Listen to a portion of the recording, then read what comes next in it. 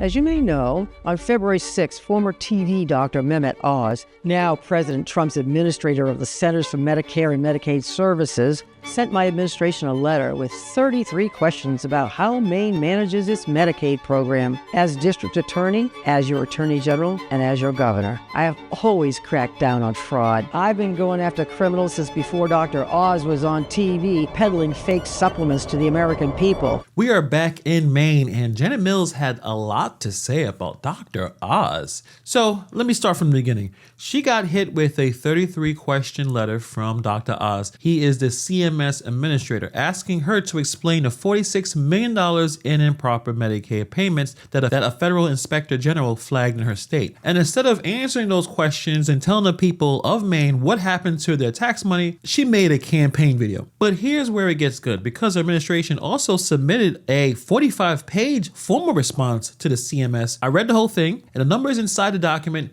they don't match the energy that she's giving in the video. Not even close. For those who may not know, Janet Mills is running for U.S. Senate. She wants to unseat Republican Collins. And that situation changes everything about how you need to hear her response, because this is not a governor fighting for her state. This is a candidate performing for a Democratic primary audience. Let's talk about some of the stuff that we found in this situation. Let's get into it. January 2026, the federal inspector general drops a report flagging over $45.6 million in improper or potentially improper Maine care payments. That is Maine's Medicaid program. The problems were concentrated in the autism treatment services, rehabilitative and community support services, missing documentation, incomplete records, services billed for people who never received the requirement assessments. Then in February 6, Dr. Oz sends Governor Mills and her DHHS commissioner a letter with 33 questions. He wants to know how Maine screens for fraud, how they monitor billing, and what enforcement mechanisms they have. And he gave them 30 days. Mills' team did ask for an extension. CMS said no. So here's the messy part. Before the governor's office even gets the denial, the conservative news outlet, the Maine Wire, already had it. CMS gave it to the press before the governor. If that's actually true, that's a bad look for the feds.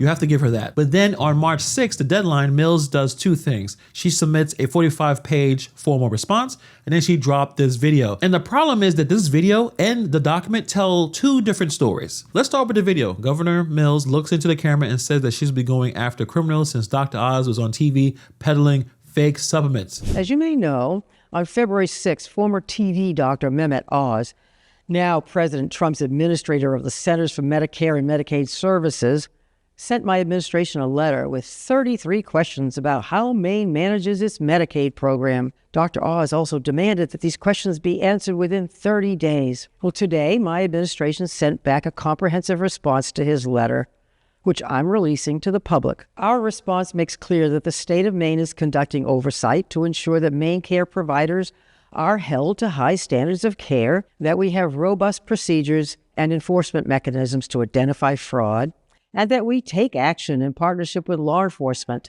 to hold fraudsters accountable. Before that, the state of Maine lacked the additional tools we now have to hold providers accountable. With these new licensing standards, providers of all sorts are under greater scrutiny. And I can assure you, every time we encounter a credible suspicion of fraud, we do take action. Look, as district attorney, as your attorney general, and as your governor, I have always cracked down on fraud. I've been going after criminals since before Dr. Oz was on TV peddling fake supplements to the American people. But under this president, addressing alleged fraud has become a political cudgel that he's using to desperately distract from his failing agenda. And let's be clear about who he's using that cudgel against. Democratic-led states and people like me who dare to stand up to him. Look, this is a thinly disguised attempt to attack and intimidate those who fight the president's abuses of power. Nevertheless, we've answered the administration's questions.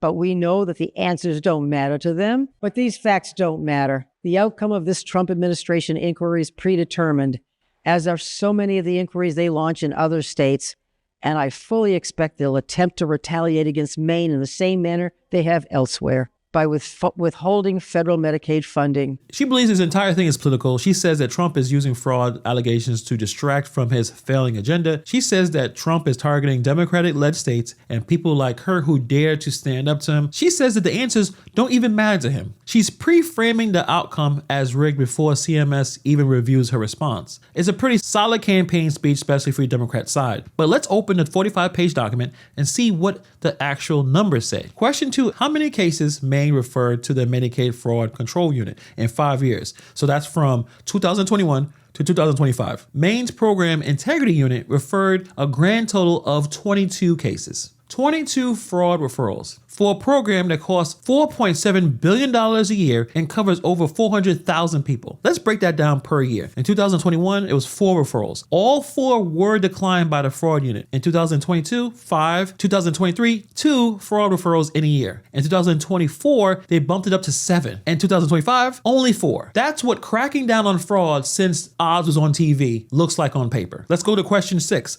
How many payment suspensions did Maine impose for credible fraud allegations? 2 in 5 years. 2 providers had their payments suspended. Then they added 1 more in 2026, conveniently after Dr. Oz and CMS started watching. Their reason for not suspending more? Law enforcement asked them not to, so they wouldn't tip off investigations. And yes, that could be a legitimate excuse, but it also means that providers under fraud investigations, they kept getting paid with taxpayer money for years. I mean, law enforcement needs to speed this up. They can't just continue to investigate while people are just getting robbed. Now let's talk about the money. Question 25, total overpayment recoveries over the last 5 years, $8.5 billion. That's it. $8.5 million recovered from a program spending $4.7 billion a year. Meanwhile, one inspector general audit from one service category found $46 million in improper payments. Take a look at the year-by-year breakdown on the overpayments they identified in their notices of violation. In 2021, they flagged $13.4 million. In 2022, $7.7 million. In 2023, $3.6. In 2024, it goes back up to $11.7 million. And in 2025, $847,000. Under $1 million. Either fraud magically disappeared in 2025 or they took their foot off the gas here. So here's the part that should make you pause here. The service category where the IEG found the $46 million problem, the rehabilitative and community support services for children with autism. How many times did Maine review those providers in 5 years?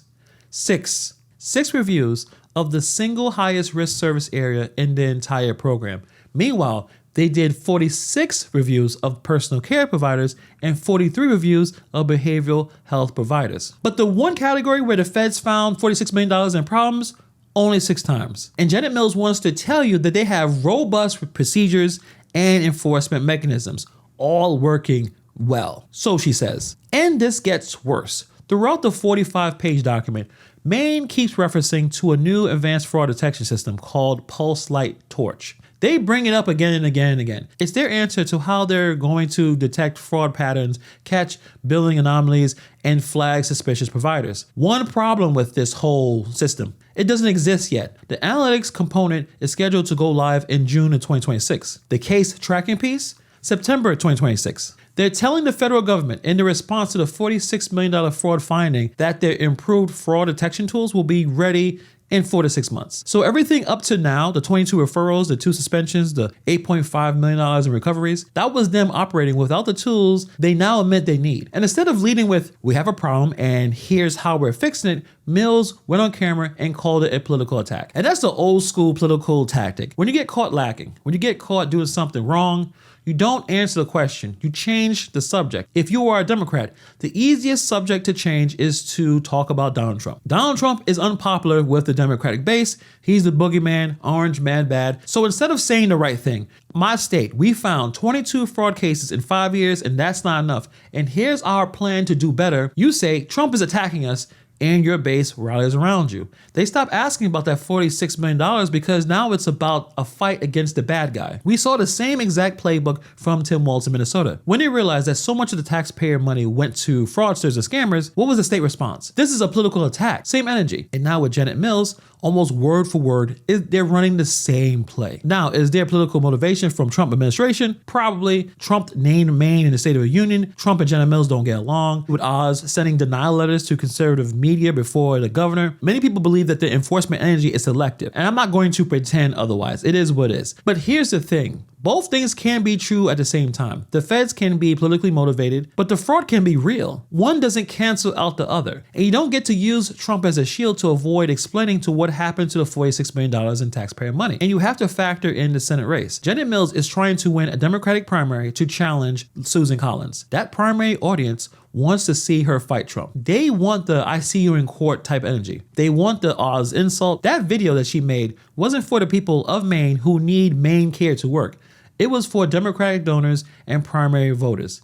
That's the real problem. When your political ambition is louder than your accountability, the people who depend on those services get left behind. The legitimate providers, the ones who are actually serving kids with autism in rural Maine, they're the ones who suffer when the system is full of fraudsters and the governor is too busy running for a Senate to clean house. We have seen this movie before. In Minnesota, legitimate autism providers are going bankrupt from payment freezes while the fraudsters already moved their money offshore. The people who do the right thing always pay the price for the people who don't. Governor Mills, 22 referrals in 5 years, 2 payment suspensions, $8.5 million recovered, while 46 went out the door improperly. 6 reviews of your highest risk service area, and a fraud detection system that's not even built yet. Those are the numbers in her own document. Answer those, not the politics. But most likely that's not going to happen. But let me know what you guys think about this in the comments below. Thank you for taking the time to watch this video, and I'll see you guys in the next video.